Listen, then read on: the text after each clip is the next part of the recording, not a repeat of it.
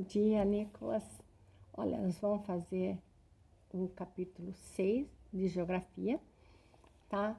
E ele vai falar sobre o espaço rural dos países do mundo. Ele vai agrupar em desenvolvidos, emergentes e subdesenvolvidos, não é?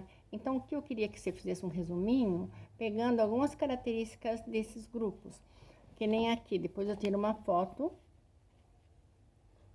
E aí, assim, você vê na frente de cada um uma característica, não é?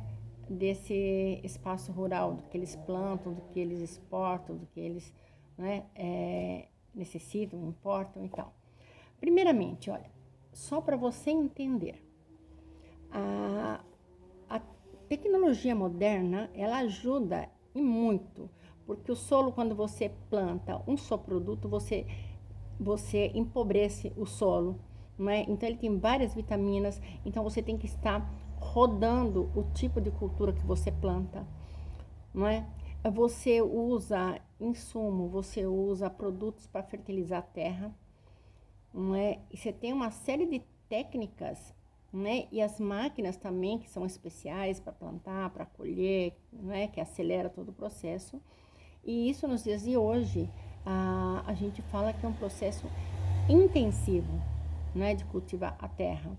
Então, ele dá para o mercado interno e ainda consegue exportar. Geralmente, são os do primeiro mundo que tem isso aí, tá? O que acontece? Como o campo é abastecido, né, com máquinas e insumos e uma série de coisas, e para o gado tem a vacina, nós estamos falando do espaço rural, é agropecuário, né? Você tem a agricultura e a pecuária.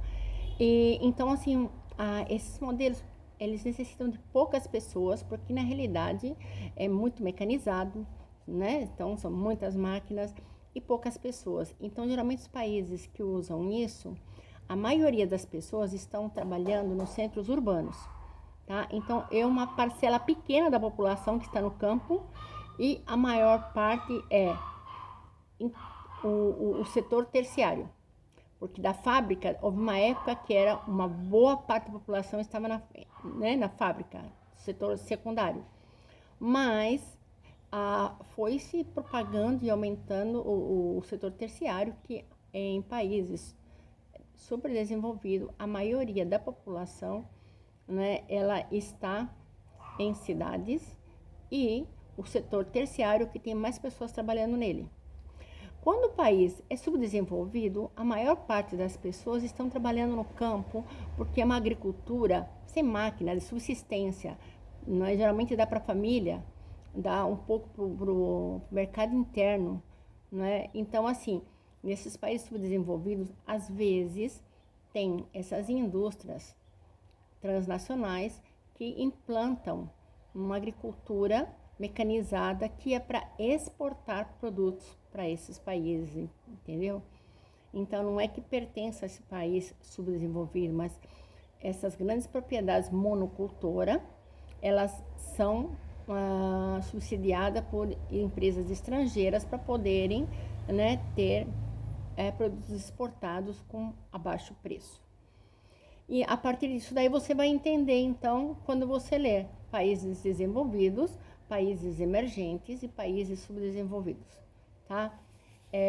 Então, aqui como Estados Unidos, mostrando o mapa dele, onde que estão os cinturões de algodão, cinturão de milho, até, não é, de cinturão de pecuário, tá? Porque eles aproveitam o clima e o solo, que é fértil para isso. Então eles analisam que solo que é fértil para o milho, é para lá que eles vão plantar, então tudo milho, não é? Eles abastecem o mercado interno e ainda tem para o mercado exterior para exportar.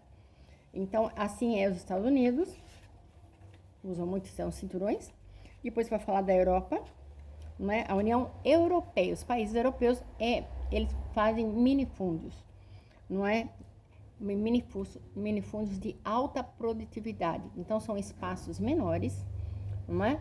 Mas é intensamente cultivado, mas super cuidados, com máquinas, insumos e tudo que é necessário para produzir muito, não é? E é bem distribuído não é, na União Europeia.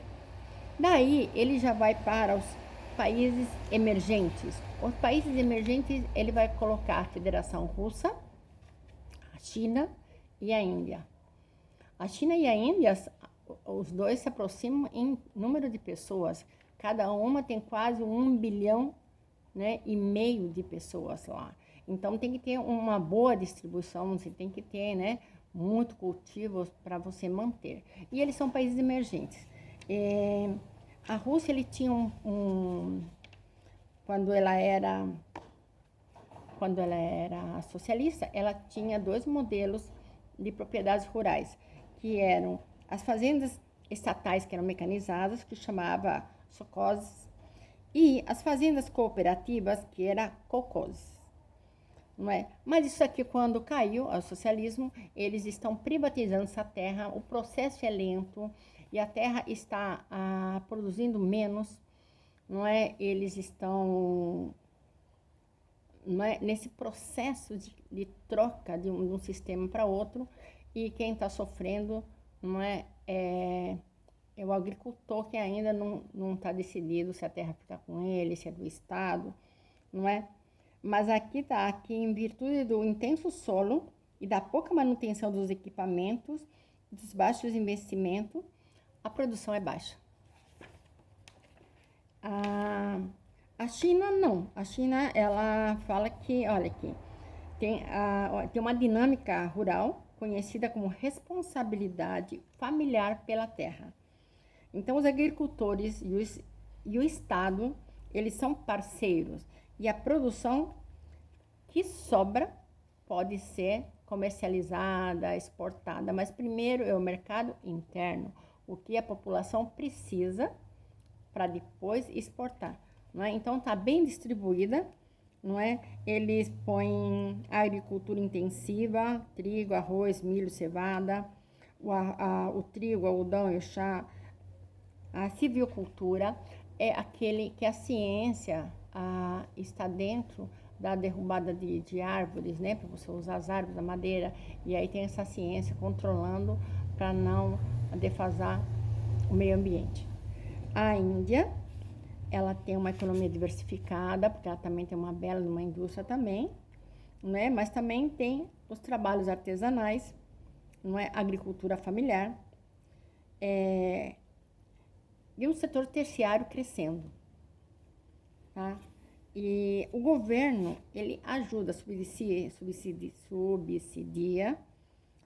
insumos agrícolas, não é? Sementes, mudas de alta produtividade, fertilizantes, a luz, né? A eletricidade no rural, a água para fazer irrigação. Então, ele dá toda essa base, então ele tem uma boa distribuição também. Depois, falou da Índia, da China e da Federação Russa, nós vamos para os países subdesenvolvidos, não é? E aqui ele não vai citar alguns países, mas não exatamente de cada um deles. Ele vai falar que, não é, falta de capital, de investimento, né? Então não tem investimento em insumos agrícolas, em máquinas, em inovação tecnológica, não tem como ter investimento, não é? Então falta. Em muitas regiões da África do Sul, do Saara, do Sudeste Asiático e até da América Latina, não é? A agricultura ainda é de subsistência, tá? Sem maquinários.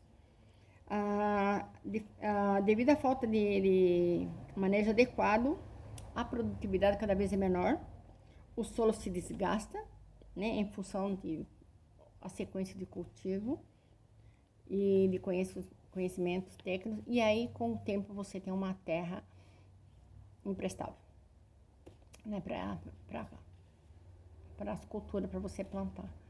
Então é isso que você vai pegar, vai dando uma resumidinha para você entender, e aí você tem todos esses questionários de compreensão que vai até a página